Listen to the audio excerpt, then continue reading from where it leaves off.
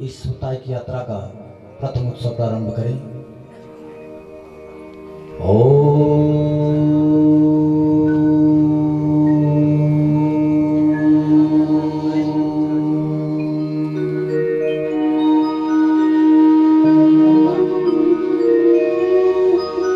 स्वस्ति श्री गणेशाय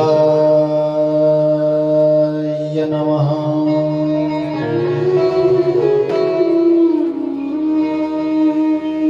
श्री गुरुवे नमः।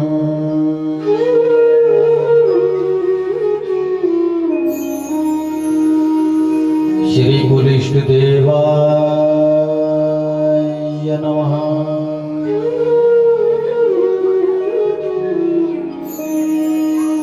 श्री राधा कृष्ण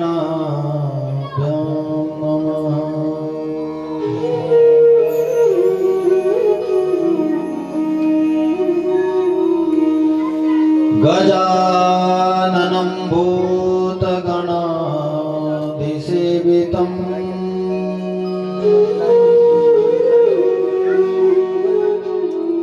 कपितजम्बूफलचारुभक्षणम्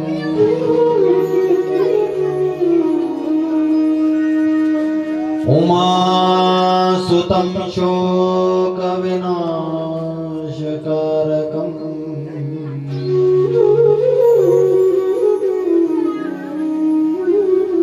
नमामि विघ्नेश्वर पादपङ्कजम्।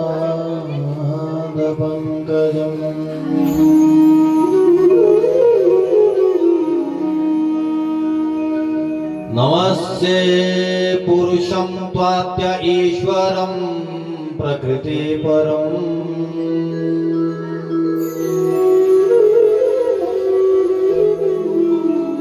अलक्ष्यं सर्वभूतानां अन्तर्बहिरवस्थितम्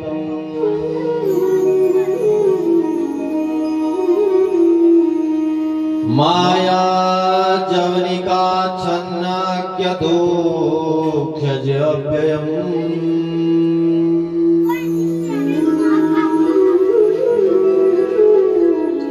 न लक्ष्यसे मूढदृशा नटो नाट्योधरो यथा परं क्लेशविकार परं क्लेशविकार। जय जय श्री राधा रमण जय जय नकल किशोर जय गोपी चित चोर प्रभु जय जय माखन चोर जय जय माखन चोर। सब द्वारन को छोड़कर आया तेरे द्वार हे कृष्ण की लाडली मेरी ओर निहार मेरी ओर निहार मेरी ओर निहार। गणपति भगवान की जय शंकर भगवान की जय व्यासी महाराज की जय उज्जैनी महाकाल की जय सर्वदेवमयी गौ माता की जय नमः पार्वती पतये हर हर महादेव। श्री राधे जय जय श्री राधे परम मंगल में सर्वप्रथम गुरु महाराज के चरणों में प्रणाम से निवेदन आप आशीर्वाद प्रदान करें। कुल इष्ट देवता ग्राम देवता स्थान देवता और कुल इष्ट देवता गणेश जी के चरणों में प्रणाम उनसे प्रार्थना प्रभु आप आशीर्वाद प्रदान करें। समस्त देवी देवता में संयज्ञ में पधारें और ये जमाने के ऊपर अपना कृपा मैया बद्ध हस्त रख करके प्राप्त करें। तदपश्चात अवाहित समस्त विप्रबंधु और अवंतिकापुरी महाकाली महानुभाव आपके हृदय में बिंदु स्वरूप उस परमात्मा की छवि को प्रणाम करते हुए निवेदन करता हूँ। प्रभु आप सबको आशीर्वाद प्रदान करें। सर्वदेवमयी गौ माता के चरणों पर नाम, यहाँ के ग्राम देवता, स्थान देवता, यजमानों के पितृ देवताओं को प्रणाम। आप यज्ञ में पधारे, अपना आसन आप ग्रहण करें।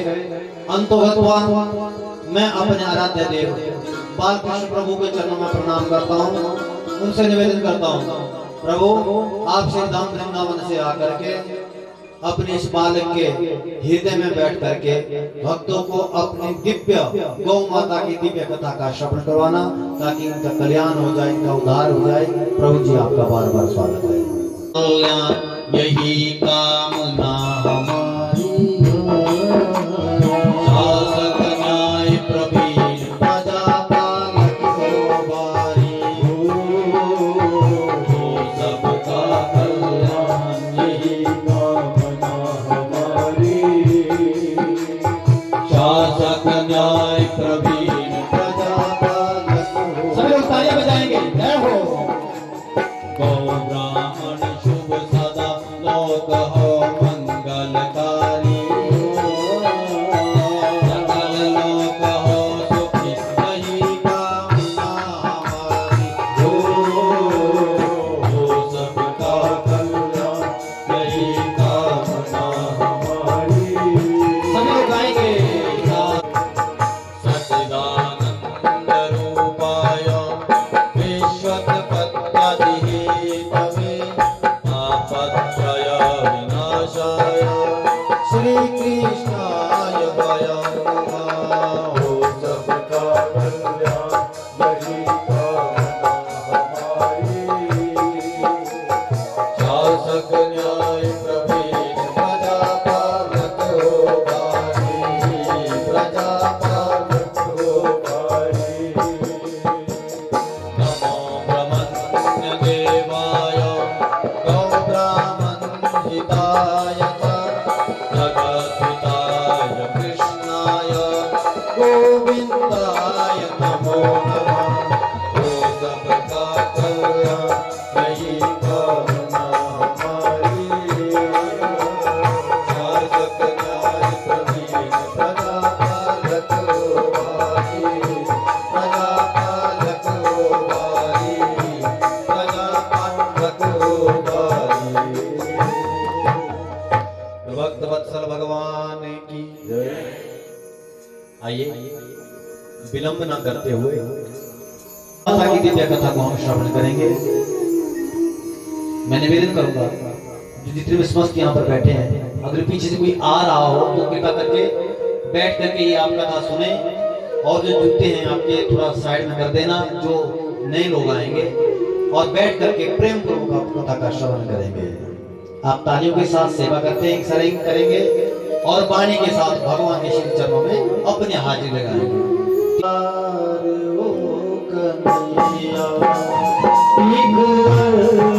सभी तालियां गाएंगे। सुन लो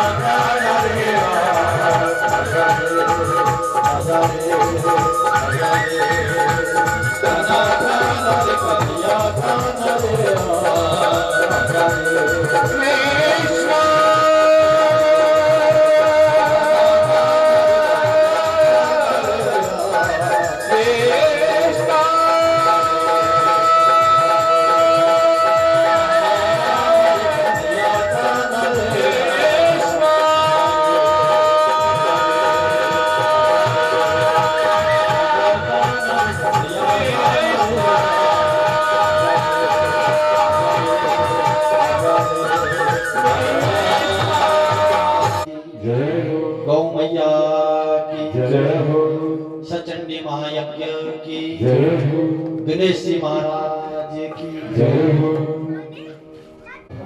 इनको खेलने के लिए आगे कह गए। ब्रह्मा जी ने जब सृष्टि का निर्माण किया, तीर्थराज प्रयाग में सबसे पहले उन्होंने तीर्थ को प्रणाम करते हुए सीधा पुष्कर गए। ब्रह्मा जी कहां गए जी? जोर से बोलेंगे, पुष्कर, जो कि राजस्थान में पड़ता है। ब्रह्मा जी के इस धरती पर सिर्फ दो मंदिर हैं, एक पुष्कर में और एक बरसाना में। छोटा सा मंदिर, तो वृंदावन जाओगे तो वहां पर है। ये बहुत बड़ी कहानी है कि ब्रह्मा जी के मंदिर क्यों नहीं बने। कोशिश करूंगा, समय मिलेगा तो ये जरूर सुनाऊंगा। अगर नहीं समय हुआ तो हमारे पास सबसे बड़ा जो यहाँ पर महत्वपूर्ण चर्चा का विषय है वो है गौ। ब्रह्मा जी को आदेश दिया, ब्रह्मा जी जाओ इस प्रकार से दिव्य सतचंडी यज्ञ का आप आयोजन करो। यहां से विज्ञान क्या मिला, इस धरती का सबसे पहला यज्ञ कहां पर हुआ? पुष्कर में। कहां पर हुआ जी? जोर से बोलेंगे वहां तक। हाँ, देखिए आप सनातनी हैं, अगर कोई आपसे पूछ ले कहना पुष्कर में। और ये वृतांत कहां का है? ये पद्म पुराण का वृतांत है, क्योंकि गौ माता का कोई एक पुराण नहीं है, 18 पुराणों में गौ की कथा है। शिव पुराण में शिव की कथा है, भागवत जी में कृष्ण की कथा है, देवी भागवत में देवी की कथा है, और रामायण में राम की कथा है। लेकिन ऐसा कोई पुराण नहीं है जहां पर गौ की कथा नहीं है। ये तो गौ की दिव्यता है। जैसे ही महाराज तीर्थराज प्रयाग में ऋषि मुनियों के साथ सम्मिलित होकर के ब्रह्मा जी ने प्रथम यज्ञ करने का निर्णय लिया, दिव्य हवन कुंड की व्यवस्था वहां पर हुई, जैसे हमारे यहाँ पर बनी है। रत्नगिरी पहाड़ पर, वहां रत्नगिरी पहाड़ है पुष्कर में, आवृत उसके मध्य में दिव्य एक सरोवर, उसके किनारे में जैसे ही हवन यज्ञ का अनुष्ठान प्रारंभ किया महाराज ब्रह्मा जी ने, और जो रत्नगिरी पहाड़ पर है, ध्यान से सुना, गौ माता की जन्म की कथा सुन रहे हैं आप। आज हमें ज्ञान होगा गौ क्या है। महाराज उस पहाड़ पर सावित्री नाम की एक देवी है, माता सावित्री, और बिना सावित्री के यज्ञ संपन्न होना नहीं था।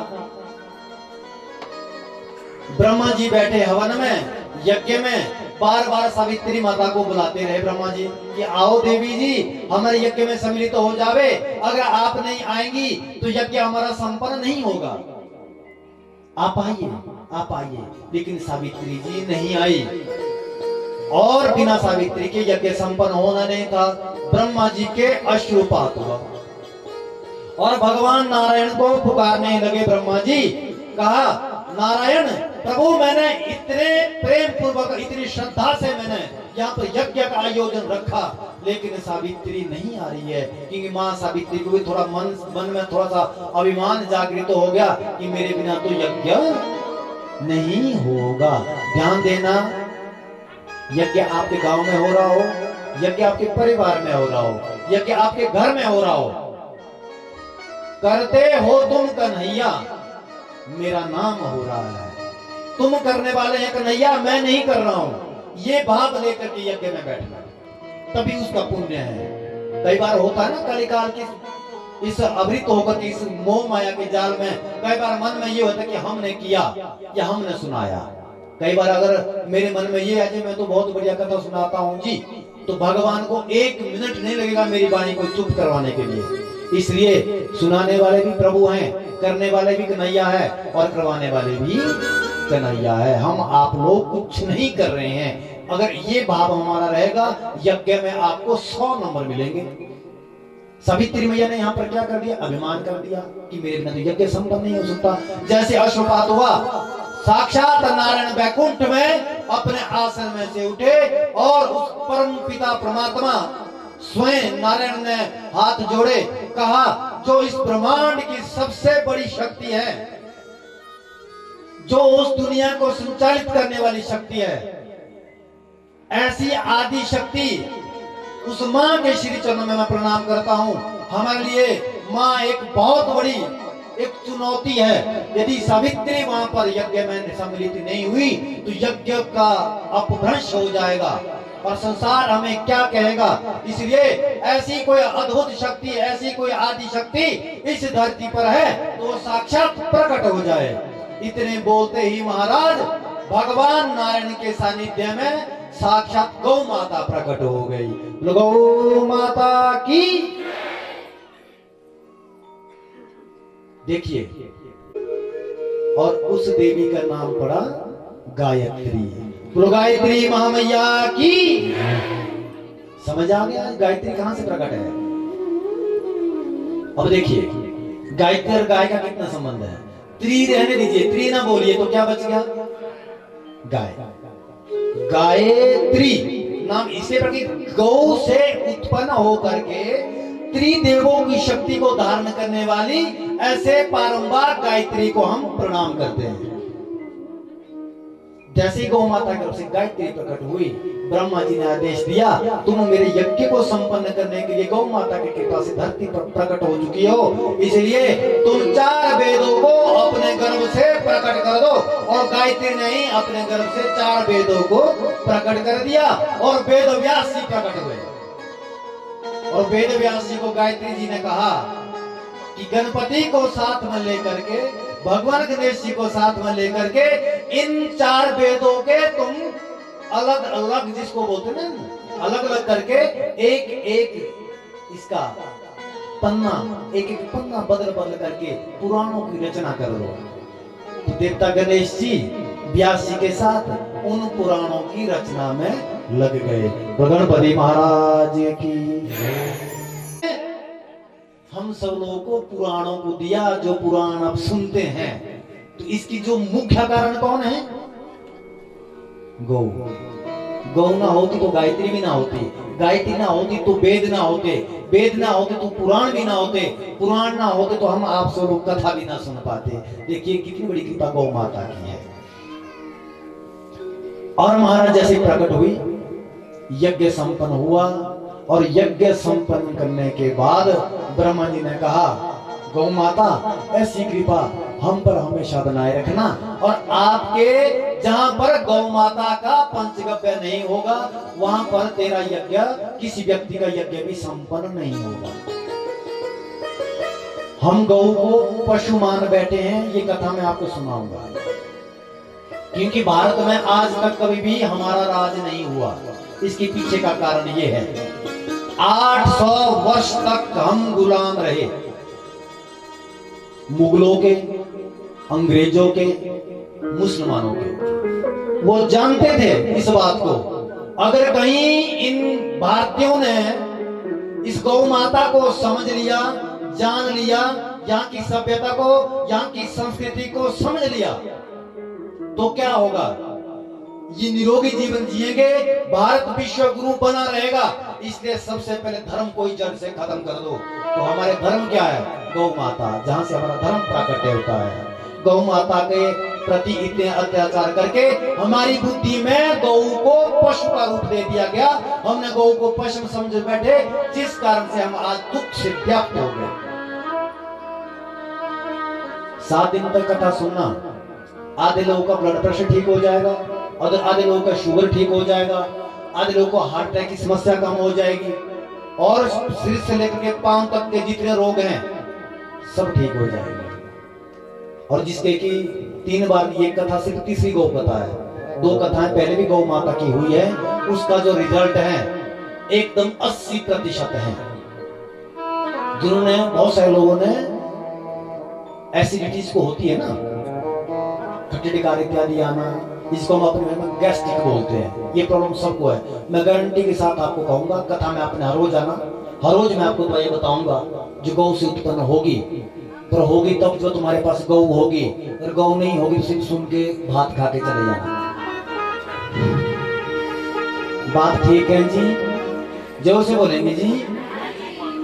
हाँ, भगवान श्री कृष्ण कह रहे हैं, गावो में सर्वदा संतो गवा मध्ये बसाम्यहम्। भगवान कह रहे हैं मैं यदि भगवान बना, भगवान कृष्ण कह रहे हैं धरती में यदि मुझे भगवान के रूप में मुझे अगर किसी ने माना है, वो कृपा है गौ माता की। क्योंकि गमाम अग्रत संतु गावो, मेरे आगे पीछे दाएं बाएं चारों ओर गौ माता थी, और मैं मध्य में बांसुरी का वो बंशीनाद करता था। गौ माता की कृपा से मैं परमात्मा कहलाया, नहीं तो मेरे पास वो शक्ति नहीं है जो ये दुनिया परमात्मा समझे। भक्तवत्सल भगवान की जय जय श्री राधे, जय जय श्री राधे, जय जय श्री राधे। हाँ जी ना जी कर दो, नहीं पता है। देखिए कितने चंबे की बात है। देवताओं में आपस में विवाद हो गया, जैसे देवताओं में आपस में झगड़ा हो गया, अहम पूर्वम, मेरा पूजन पहले, मेरा पूजन पहले, मेरा पूजन पहले।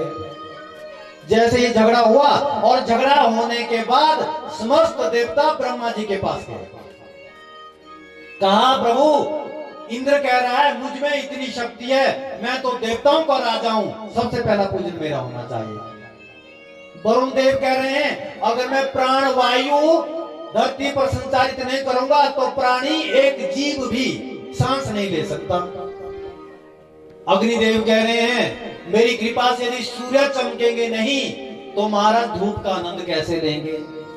अब अपनी शक्तियां, अपने को श्रेष्ठ समझने की शक्ति सब में है। सबने कोशिश की कि मेरा पूजन पहले हो गया।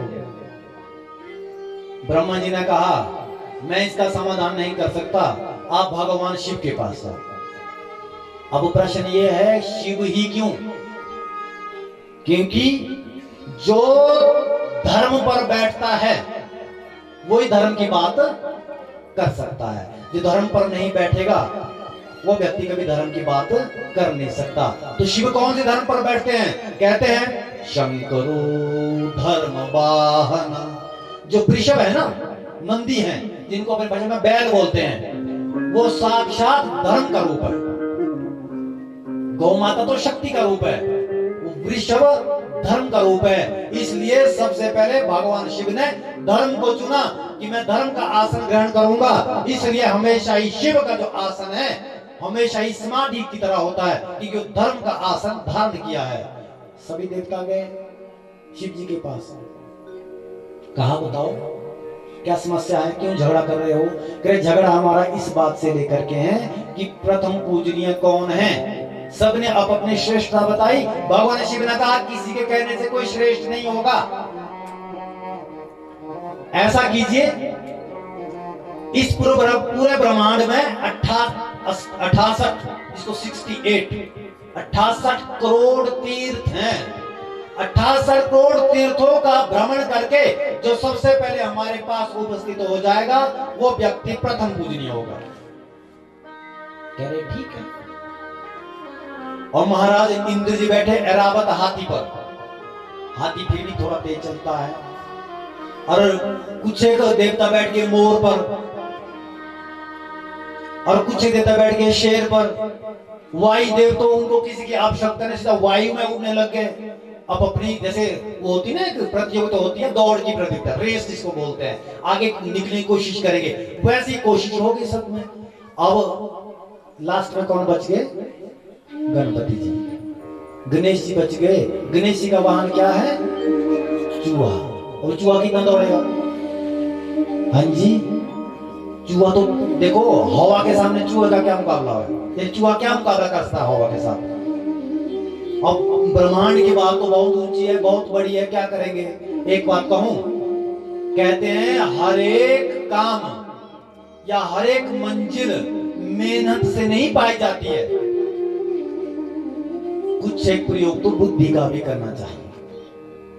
बंदे बुद्धि विनायको, ये तो बुद्धि को देने वाले हैं, बुद्धि के विनायक हैं। सभी देवता दौड़े, लेकिन गणपति महाराज ने यहाँ पर शास्त्रों का चयन किया और शास्त्रों का सहारा लिया।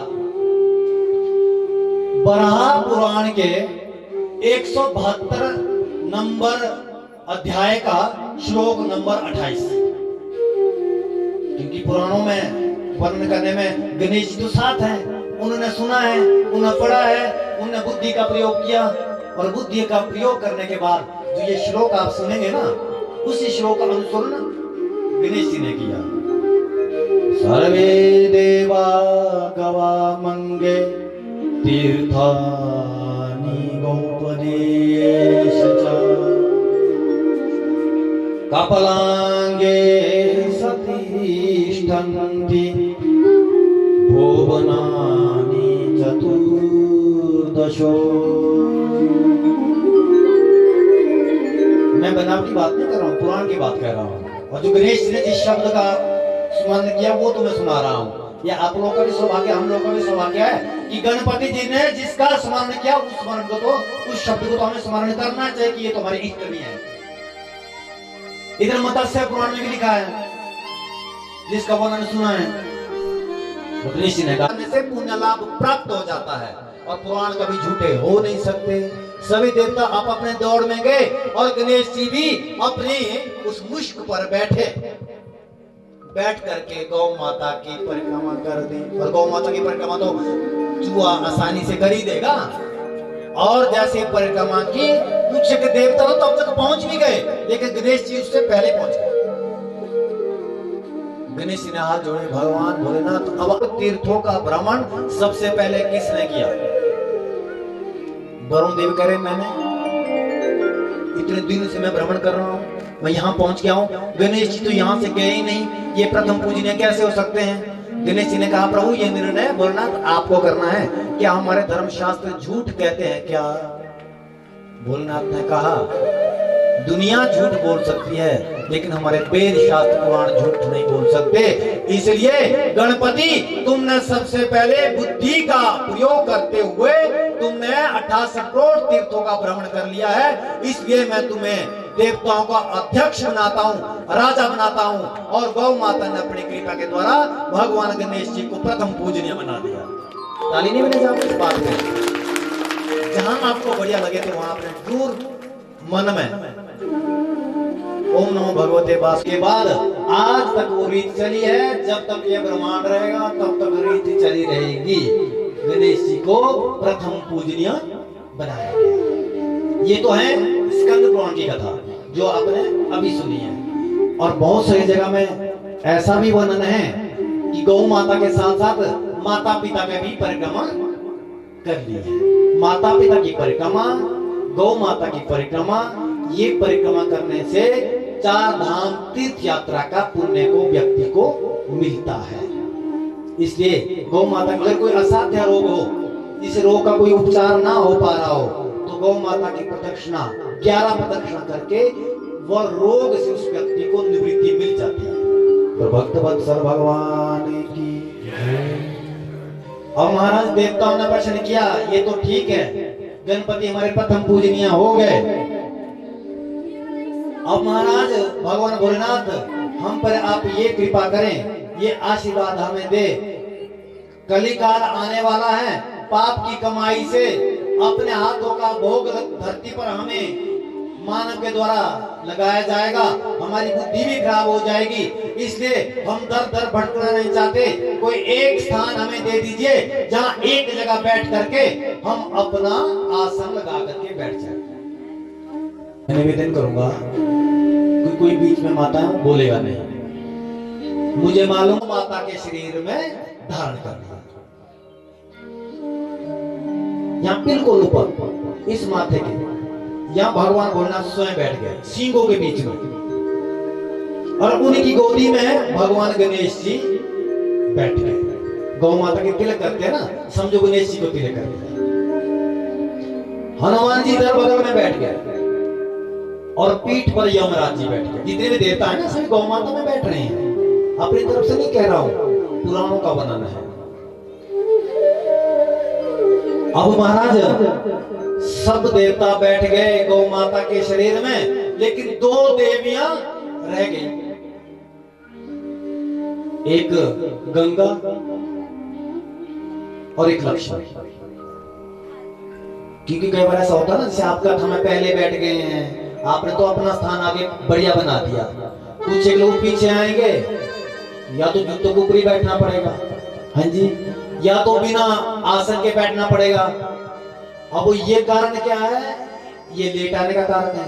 उसी प्रकार से लक्ष्मी और गंगा भी यहाँ वो विलंब से आई, देखा गौ माता के चरणों में प्रणाम किया, हे माँ हमें भी अपना आश्रय प्रदान करें, हम भी आप में विराजमान होना चाहती हैं। गौ माता ने बोला मैं तो किसी को मना कर ही नहीं सकती, मैं तो माँ हूँ, माँ के लिए तो बच्चा हमेशा ही बेटा रहता है, चाहे वो 60 साल का क्यों ना हो जाए। माँ आपकी 80 वर्ष की है, तुम किसी के दादा भी बन गए हो, लेकिन माँ के लिए तुम बेटे ही हो। देख लो पांव तक देवताओं से मारा हाउस फुल हो गया, एक भी स्थान नहीं बचा। रोने लगे कि मैया हमें क्या आश्रय नहीं मिलेगा। गौ माता ने कहा क्यों नहीं मिलेगा, तुम्हें जरूर मिलेगा, सिर्फ मेरे पास 2 स्थान बचे हैं। कह रहे कौन? एक गौमूत्र, जिसको गौमूत्र बोलते हैं, और एक गोबर। ये 2 स्थान बच गए हैं, अगर तुम्हें वहां पर ठीक लगे तो आप वहां पर रहना।